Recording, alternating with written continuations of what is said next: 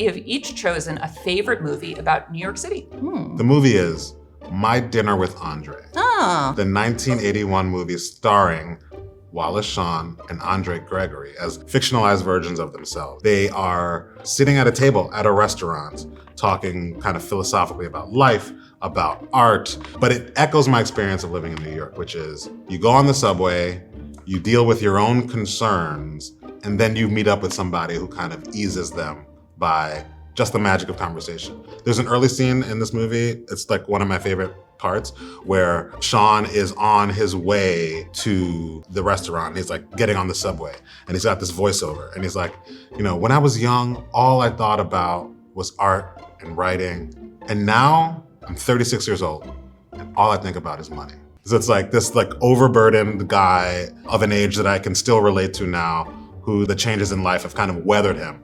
But he's kind of, I don't know, you can see all of that fall off of him when he's just talking to an eccentric friend. The movie that I want to talk about today is the Safdie Brothers' Uncut Gems from 2019, which is in a way a movie about money as well, or a movie about the kind of like desire for money, not so much to accumulate things, but more about the desire for risk. The protagonist of this movie is Howard Ratner, played by Adam Sandler, and he owns kind of a jewelry shop in the Diamond District. His life is in constant disarray, and that is echoed by the environment in which he thrives, which is the environment of Midtown Manhattan. When I go to a New York City movie, I love to see the backgrounds. I'm trying to see where they are, if they shot on location. I'm trying to get that New York texture, and there is no better movie for that than the 1948 classic,